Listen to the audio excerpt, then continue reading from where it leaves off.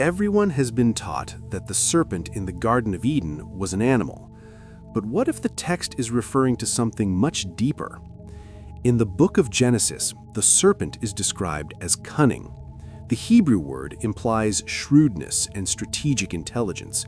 It is not speaking of an animal, it is speaking of consciousness and intention. Adam received the command directly from God not to eat the fruit. Eve did not. Eve received the information through Adam. So the one who had the direct responsibility not to eat the fruit was Adam. And the text says that Eve ate and gave it to her husband, who was with her. So why didn't he stop her? Some scholars understand that the serpent is a symbol of human cunning, of inner desire, and of the mind that bargains with the truth, the voice that distorts God's command. The text says that after eating the fruit, they realized they were naked, but the nakedness already existed. What changed was their conscience. Shame arises when the mind separates from the truth. In 1 Timothy 2, it says that the woman was deceived, but the man was not. So Adam did not fall through deception, he fell by choice.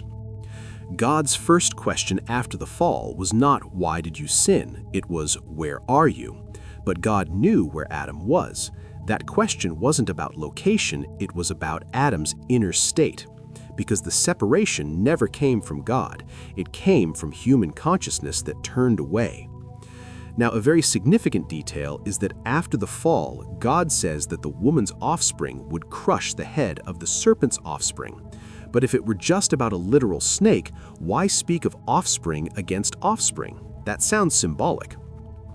Many see here the prophecy about Jesus, because later on the cross, he overcomes the power of the accuser, overcomes the lie, and overcomes that which separates man from God. The word devil means accuser, slanderer, and the one who causes separation. And what did Jesus overcome on the cross? Guilt, accusation, and separation. In the New Testament, in 1 John 3:8, it says something very curious. The devil has sinned from the beginning. But what beginning is this if the first time sin appears is back in Eden? The devil's sin did not begin with a being cast out of heaven. It began when accusation entered the human conscience. The devil's sin is to accuse, separate, and distort, and that is exactly what happened in the garden. The serpent's cunning may represent the root of lies and the power of accusation, and Christ overcomes exactly that on the cross. On your belly you will crawl and eat dust.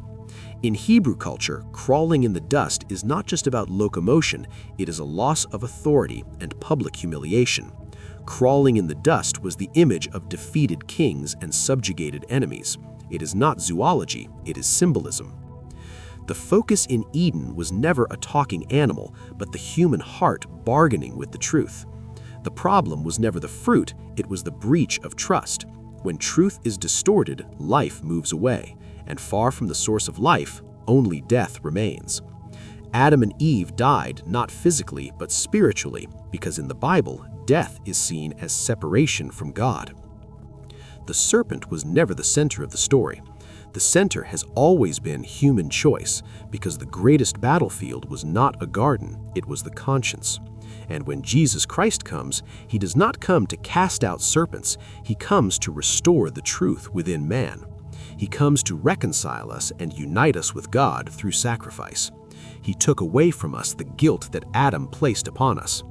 Man wanted to be like God without remaining in God, and in doing so lost exactly what he had: communion.